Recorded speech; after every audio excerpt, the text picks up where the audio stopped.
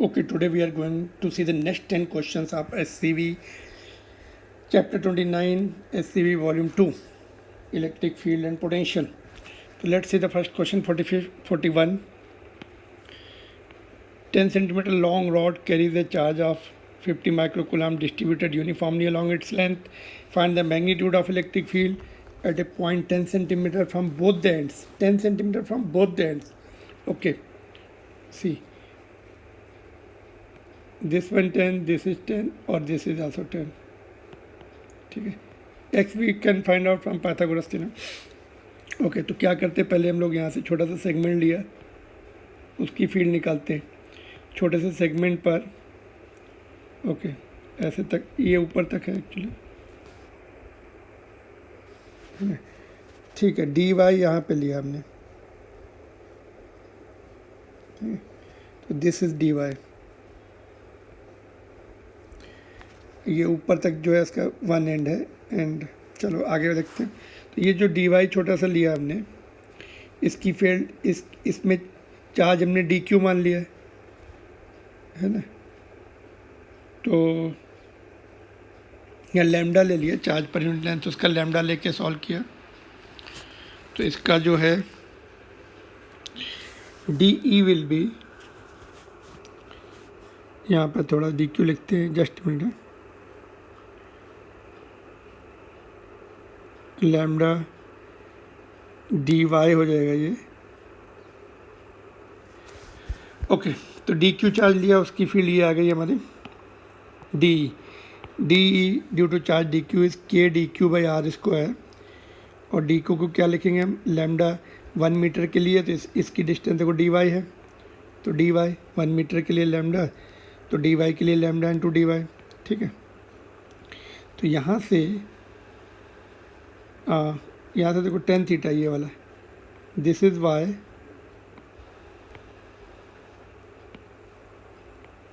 ठीक है, और दिस इज एक्स, नीचे वाला एक्स है. तो एंगल यहाँ तक है थीटा है, तो 10 theta is equal to Y by X. थोड़ा सा बड़ा करता हूँ. ठीक है, 10 theta is equal to Y by X. तो Y is equal to X 10 theta, differentiate किया थीटा के रिस्पेक्ट में, तो D Y is equal to X sec square theta D theta. ठीक है, तो यहाँ पे वैल्यू पुट करेंगे अभी हम. तो डी की वैल्यू पुट कर दी यहाँ पे, k as it is, lambda as it is, और यहाँ पे देखो इसकी डी वाई की वैल्यू ये आई है. ठीक है, तो पुट कर दी हमने x into sec square theta D theta. और नीचे क्या है, y की वैल्यू जब पुट करेंगे एक्स 10 थीटा, तो एक्स स्क्वायर कॉमन लिया, तो अंदर ये बचा है which is equal to sec square theta. तो ये और ये कैंसिल हो जाएंगे. ठीक है, एक्स भी एक कम हो गया, तो ये आ गया अभी. ठीक है, तो ये फील्ड है इधर, ऐसे इधर भी कोई कंपोनेंट होगा, उसकी फील्ड ऐसे होगी, है ना. तो इनके जो साइन ये वाले कंपोनेंट होंगे वो कैंसिल कर देंगे, कॉस वाले कंपोनेंट ऐड अप हो जाएंगे. तो दो डी की 2d कॉस थीटा, सिंगल इसकी सिंगल कॉस थीटा आ जाएगा. तो इफेक्टिव फील्ड जो होती है कॉस थीटा वाला कंपोनेंट बचता है, D effective is D E cos theta, है ना. एक इसकी कॉस वाला कंपोनेंट जो है वो बचेगा, ये वाला कंपोनेंट काउंटर पार्ट से कैंसिल हो जाएगा, है ना. तो इसके बाद आगे बढ़ते हैं. तो now E due to the full rod, integration कर देंगे इसमें, है ना. थीटा देखो कहाँ से कहाँ तक चेंज हो रहा है, यहाँ से ऊपर तक जा रहा है. पूरा एंगल हमने अल्फ़ा लिया, ये दिस इज़ अल्फ़ा, और नीचे का भी पूरा अल्फ़ा है ना. और ये जो हम यहाँ पे जो डी लेते वो इसकी लेते, छोटा सा सेगमेंट लेके उसकी लेते डी. ठीक है, तो ये एंड तक एंगल मिड पॉइंट से अल्फ़ा बना रहा है दोनों तरफ. तो लेट्स सी, तो इंटीग्रेट कर देंगे. ये देखो यहाँ से ये एंगल इधर बढ़ रहा है और इधर घट रहा है ना. तो नहीं, इधर मतलब नेगेटिव में जा रहा है. तो यहाँ से लेकर यहाँ तक की हमें फील्ड तो पूरी इतने इफेक्ट की चाहिए, तो लोअर लिमिट हमने माइनस अल्फ़ा पुट की, है ना, इधर से माइनस डायरेक्शन में गए, इधर से प्लस गए, तो अपर लिमिट प्लस पुट की हमने, है ना, थीटा जो है इधर बढ़ रहा है और इधर माइनस में जा रहा है, तो कहाँ तक जा रहा है, अल्फ़ा तक, एंड्स के वो एंगल है विद दैट पॉइंट। तो इसका जब इंटीग्रेशन करेंगे साइन थीटा आ जाएगा, upper limit alpha minus minus sine alpha, तो 2 बार, ठीक है। तो अल्फ़ा की वैल्यू कितनी होगी, आधी रॉड की लेंथ, ये ऐसे पूरी रॉड थी, यहाँ तक 10 थी, तो आधी की 5, ये 10 दिया हुआ है एंड से उस पॉइंट की डिस्टेंस, तो 5/10 1/2 हो जाएगा। और ठीक है, बस अभी वैल्यूज पुट कर देंगे। एक्स भी निकाल लिया पाइथागोरस थ्योरम से, तो ये वैल्यूज पुट कर दो, सारी वैल्यू निकल चुकी हैं यहाँ पर। के की वैल्यू हमें पता है, lambda charge per unit length होता है, चार्ज इतना दिया है, लेंथ जो है 10 सेंटीमीटर मीटर में कन्वर्ट कर ली, 2 एज इट इज़, और साइन अल्फ़ा की वैल्यू ये और एक्स की वैल्यू ये निकाली ऊपर से। तो व्हेन वी सॉल्व इट 5.2 × 10⁻⁷, एक बार और रिपीट कर देते हैं इसको, देखो 10 सेंटीमीटर लॉन्ग रॉड है, कैरीज अ चार्ज इतना, distributed uniformly along its length, find the magnitude of electric field at the point 10 centimetre from both the ends of the rod. तो यहाँ कहीं पे आएगा पॉइंट, ये 10 सेंटीमीटर, ये 10 सेंटीमीटर। तो इसमें क्या छोटा सा सेगमेंट लेते हैं dy लेंथ का, उसमें चार्ज डी क्यू अज्यूम करते हैं, उसकी फील्ड यहाँ पे लिखेंगे, फिर हम देखेंगे उसका कंपोनेंट यही इफेक्टिव बचेगा, ये वाला कंपोनेंट काउंटर पार्ट से कैंसिल हो जाता है इधर वाले। तो हमने पॉइंट चार्ज की फील्ड लिखी और इसमें फिर हमें सॉल्विंग के लिए, इंटीग्रेशन करने के लिए इसको थोड़ा सा चेंज करना पड़ता है। 2 वेरिएबल्स हैं, एक वेरिएबल हटा के सिंगल वेरिएबल मिलाते हैं ना, ठीक है। तो एज्यूम किया हमने tan थीटा y/x, फिर इसको डिफ्रेंशिएट किया, थीटा के टर्म में ये आ गया, वैल्यू पुट की, ये सेक स्क्वायर थीटा हो जाएगा, नीचे 1 + tan square theta sec square theta, ये कैंसिल हो गया, एक x चला गया, ये बचा, और इसका हमने इफेक्टिव फील्ड ली, तो ये वाला कंपोनेंट बचता है, कॉस थीटा वाला कंपोनेंट, फिर कॉस थीटा लिखा, फिर हमने अभी इसमें यही वेरिएबल है थीटा, थीटा कहाँ से कहाँ तक चेंज हो रहा है, नीचे अपोजिट डायरेक्शन में माइनस तक जा रहा है, माइनस अल्फ़ा तक, ऊपर प्लस अल्फ़ा तक जा रहा है, तो that will be the limit. Sine theta cos theta का इंटीग्रेशन साइन थीटा, लिमिट में sine alpha minus of sine minus alpha, तो 2 प्लस हो जाएगा ये।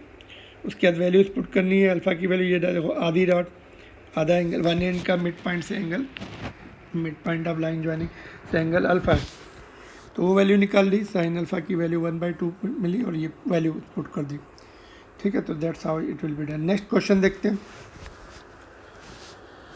42, consider uniformly charge ring of radius r, find the point on the axis where the electric field is maximum, ठीक है। तो पहले ring की फील्ड लिखेंगे, राइट, फिर उसको मैक्सिमम मिनिमा के लिए डिफ्रेंशिएट करेंगे फील्ड को with respect to variable, variable अगर हमने डिस्टेंस x ली mid point of the ring से एक्सियल पॉइंट की, तो x के रिस्पेक्ट में डिफ्रेंशिएट करेंगे, r ली, स्मॉल r ली तो स्मॉल r के रिस्पेक्ट में। तो लेट्स सी 42, ये हमने रिंग की फील्ड एक्सियल पॉइंट पे लिखी, फॉर मैक्सिमा और मिनिमा हमने x लिया डिस्टेंस रिंग से, तो डिफ्रेंशिएट कर दिया। तो डिफ्रेंशिएशन देखो 2 टर्म है इसमें, इसको न्यूमरेटर में शिफ्ट कर दिया, first term into second term है ना, तो first term as it is, differentiation of second term is 1 plus second term ये, और ये ऊपर गया था तो इसको माइनस हो गई थी पावर, ये यहाँ पे देखो, इसको डिफ्रेंशिएट करेंगे तो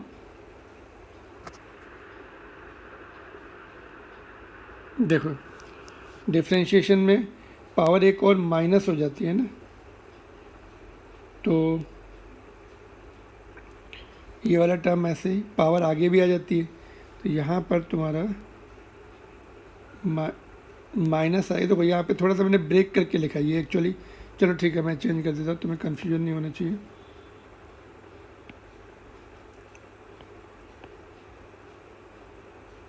देखो एक माइनस हो गई पावर, तो -5/2 बचेगा, और अंदर वाले का भी डिफ्रेंशिएट करना पता है, ये 2x है, ये तो कांस्टेंट है आर स्क्वायर, तो वो 0 हो जाएगा, एक्स स्क्वायर का 2x।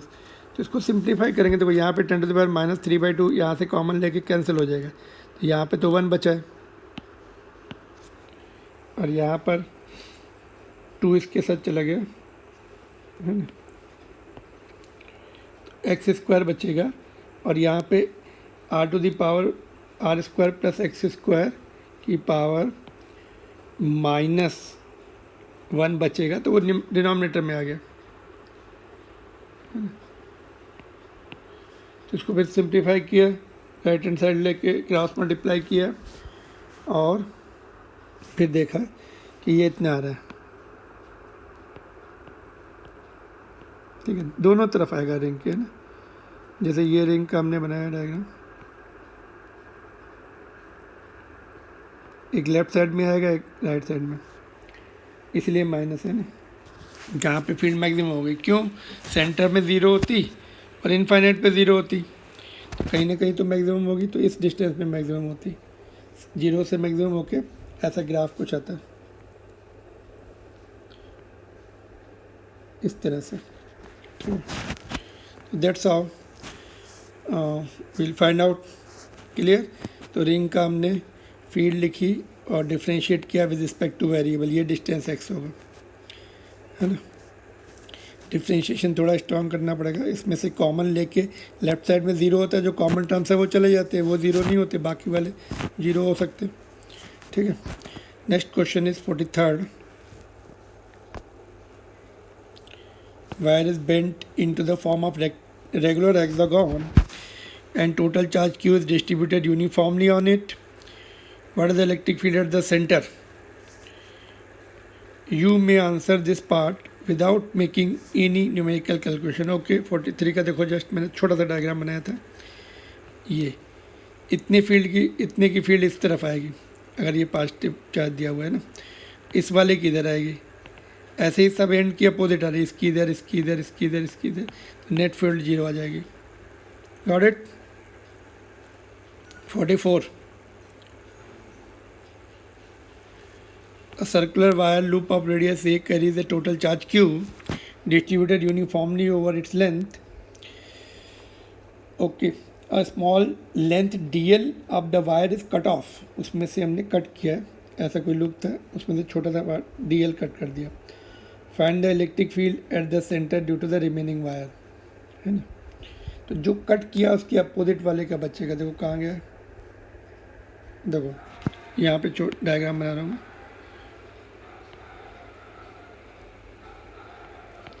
इतना कट किया, तो इसका जो काउंटर पार्ट होगा,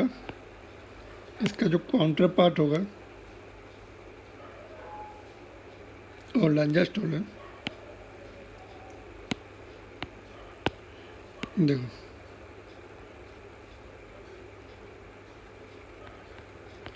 इसकी काउंटर पार्ट इतना जो बचेगा, उसकी फील्ड इस तरफ होगी, क्योंकि ये कैंसिल नहीं कर पाएगा, जो पार्ट कट कर देते उसका कैंसिलेशन इफेक्ट नहीं आएगा अपोजिट से।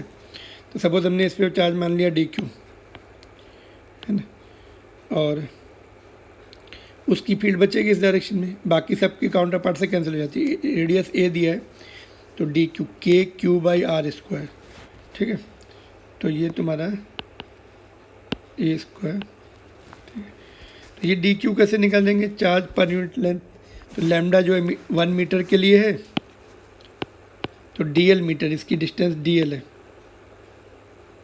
ठीक है, तो dl मीटर के लिए मल्टीप्लाई कर देंगे, lambda charge per unit length, तो टोटल चार्ज कितना है q, लेंथ कितनी है इसकी 2πa, है ना। जो कट किया उसको नेग्लेजिबल लेना है, नहीं ये तो ऑफकोर्स सही है, ये पूरे पे ही था ना, बिना कट किए ऊपर, और dl है दैट इज, है ना। तो इसके बाद वैल्यूज पुट करेंगे, बस सिंप्लीफाई कर लेना है, उसके बाद ये आंसर आ जाएगा। तो इजी क्वेश्चन है, ठीक है। Moving to the next question, चलिए रिपीट अगेन। देखो इसमें क्या करते हैं, अगर ये पूरा होता है छोटे छोटे कंपोनेंट एक दूसरे की फील्ड को कैंसिल करते हैं, ये अगर पूरा होता है तो इसकी फील्ड इधर आती है, इसकी इधर से कैंसिल हो जाता है। अभी इसका काउंटर पार्ट इधर जो है वो फील्ड प्रोड्यूस करेगा, और ये कट कर दिया तो इधर वाली फील्ड नेगलेक्ट हो गई, है ना।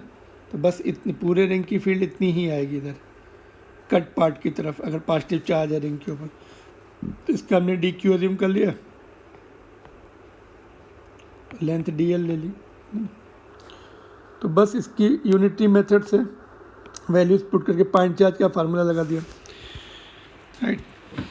और यूनिटरी मेथड से डी क्यू की वैल्यू भी पुट कर दी और सिंप्लीफाई करके लिख दिया, ठीक है। तो नेक्स्ट क्वेश्चन देखते हैं अभी 45th। तो positive charge q is placed in front of the conducting solid cube at the distance d from the center. Find the electric field at the center of the cube due to the charge appearing on its surface. Induced charges जो है ना, conducting solid दिया है। Conducting solid में क्या होता है, charge ऐसे इंड्यूस होते हैं, शिफ्ट होते हैं कि अंदर फील्ड जीरो करा दे, राइट। तो that is the concept. Conductor के अंदर सब जगह फील्ड जीरो होती है। जैसे तुमने फील्ड में रखा, charge will, electrons will start moving till net field inside the conductor is zero and that is very lightning fast, very quick. देखो जैसे ये चार्ज है, ये अपनी फील्ड इधर प्रोड्यूस करेगा, तो अंदर शिफ्टिंग होगी इलेक्ट्रॉन्स की, तब तक होगी जब तक इतनी ही अपोजिट फील्ड ना आ जाए। तो जो चार्जेस शिफ्ट होंगे, ये सपोज प्लस है तो इलेक्ट्रॉन्स इधर आ जाएंगे, इधर प्लस प्लस प्लस, है ना। तो इसकी नेट फील्ड कितनी आएगी, जितनी ये है नेट फील्ड उतनी ही आएगी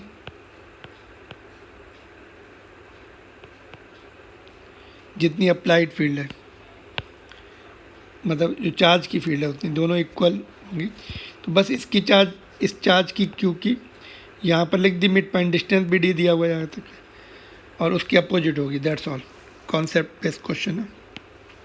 चार्ज की फील्ड इतनी आएगी, distance d is there charge का मिड पॉइंट से, तो बस ये इतनी आ गई, और डायरेक्शन बस अपन अपोजिट लिखना है, टूवर्ड्स क्यू, है ना। क्यू की इधर, तो इंड्यूस चार्जेस की इधर, जो सरफेस पे चार्जेस आएंगे यहाँ पे बनाओ, इस साइड में माइनस चार्जेस आएंगे, इस साइड में प्लस अपीयर होंगे, ठीक है। थोड़ा बड़ा करके देख लो, इस तरफ प्लस अपीयर होंगे, ठीक है। यहाँ पे माइनस आएंगे, ठीक है। ये डिस्टेंस दी दिया है,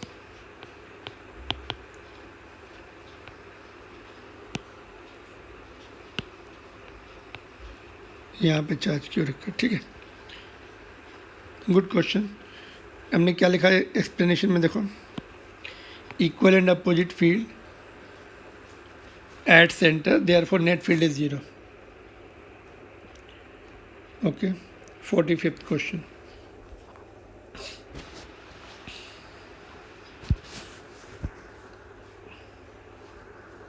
नेक्स्ट इज 46th।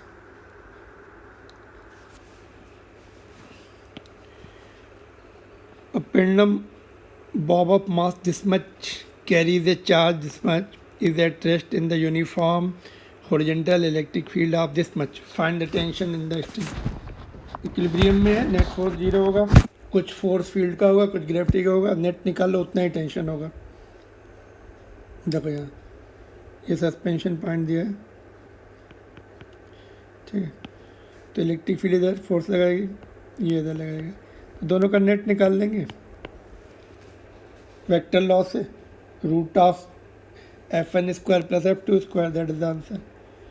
सॉल्व कर लो, ठीक है। इक्विलिब्रियम में दिया, इक्विलिब्रियम में नहीं होता फिर हमें फर्दर कैलकुलेशन, उस मोमेंट पे कितना फोर्स निकलना पड़ता है, ठीक है। तो vector knowledge plus formulas. Next one is particle of mass m and charge q is throne at the speed u against the uniform field. Against फेंकते ना तो पॉजिटिव चार्ज पे अपोजिट फोर्स लगता है ना, जैसे किसी बॉल को ऊपर फेंका ग्रेविटी के तो अपोजिट फोर्स लगता है, रिटार्डेशन होगा। ऐसे इसमें भी अगेंस्ट फेंका, अगर हॉरिजॉन्टल फील्ड टूवर्ड्स राइट है तो लेफ्ट फेंका, अप है तो डाउन फेंका, और डाउन है तो अप फेंका। How much distance will it travel before coming to the momentary rest. Kinematic equation, uniform field है, acceleration will be QE by m, then kinematic equation. ठीक है,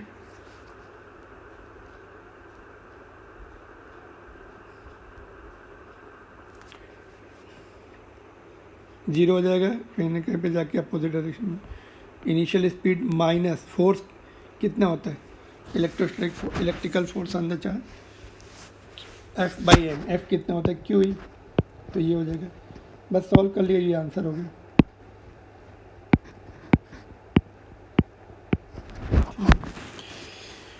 then next question 48. Particle of 1 gram mass 1 gram and charge this much is released from the rest in the electric field so and so. Find the electric force and the force of gravity acting on this charge. ठीक है, electric force F is equal to q E, gravity का mg है ना, तो दोनों force निकालना आसान है. Second part, okay. Can one of these forces be neglected in comparison with the other for approximate analysis. Yes, देखो हम निकालते कितना कितना आ रहा है. इसका 3 न्यूटन आया क्यू से, इसके एम जी ये 0.01 है, very small as compare to upper force that electrical force, तो इसको छोड़ सकते हैं अभी.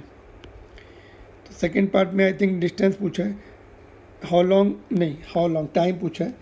Will it take for the particle to travel a distance of 40, s दिया है, s is equal to half AT square, तो फोर्स अपन मास से ए मिल जाएगा. देखो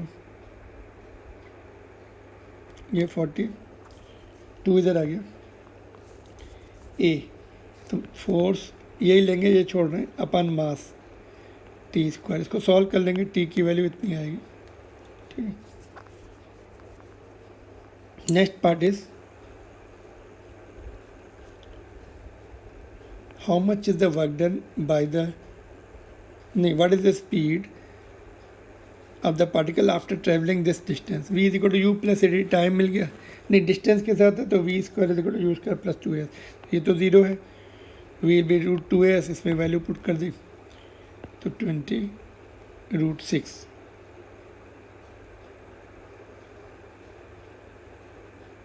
जस्ट मिनट है, what will be the speed of the particle after traveling this distance. तो इसकी वैल्यू बस इसमें, हाँ ठीक है, 20√6 है, √6 की वैल्यू पुट कर दो, 2 पॉइंट समथिंग आएगा, तो इतना हो जाएगा. ठीक, नेक्स्ट पार्ट इज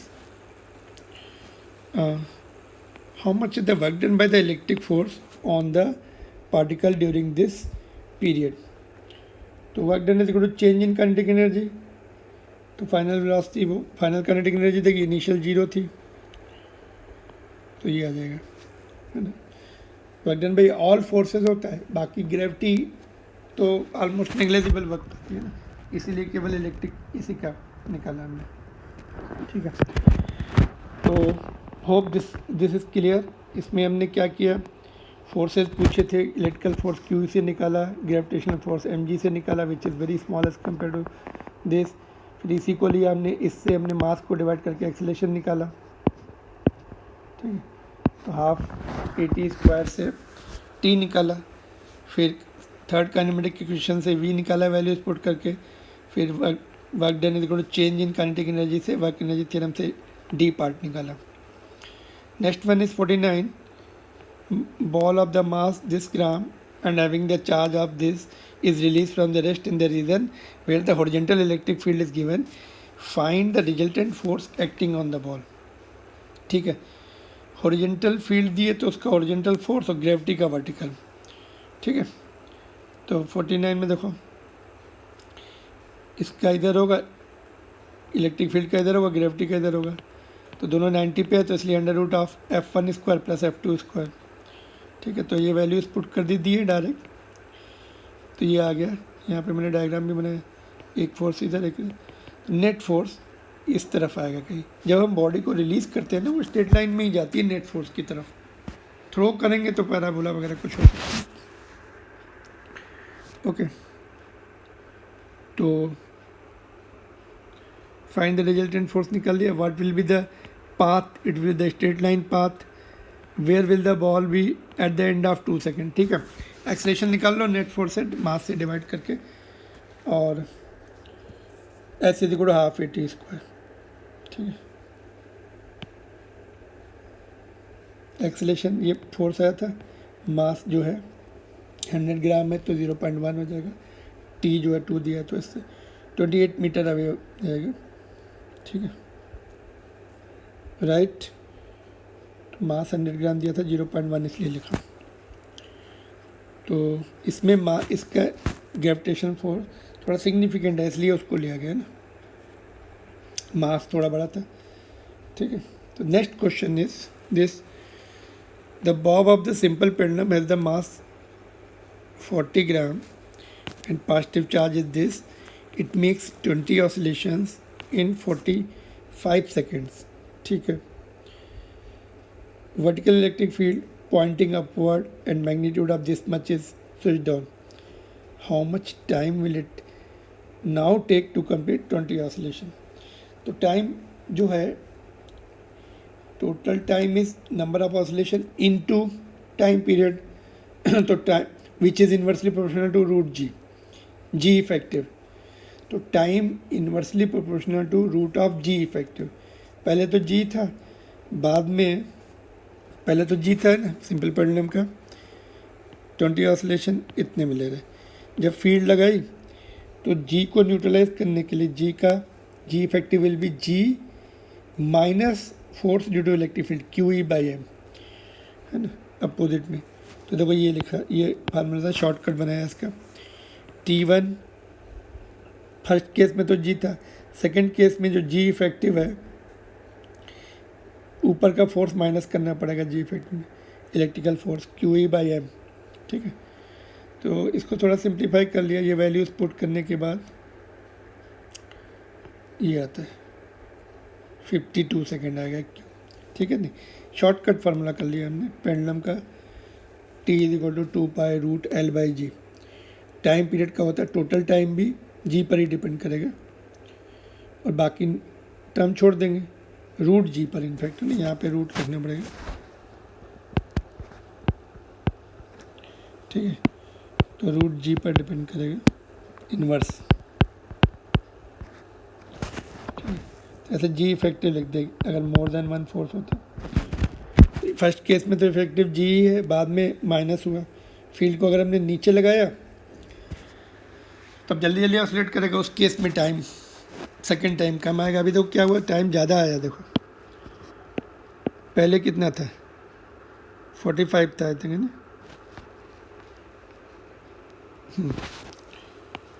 तो रिस्टोरिंग फोर्स डिक्रीज हो रहा है तो टाइम बढ़ रहा है.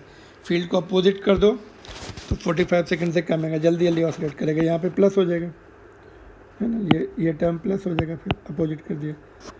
ठीक है, तो this much only clear. This last question हमने शॉर्ट कर लिया उसको. T total time is inversely proportional to g effective. First case में फील्ड नहीं थी तो ये इन्वर्सली है नीचे, सेकंड केस में जी अपोजिट है तो जी इफेक्टिव माइनस हो गया. And putting the values and solving. That's all today. Next class में हम लोग आगे देखेंगे 51 to 60.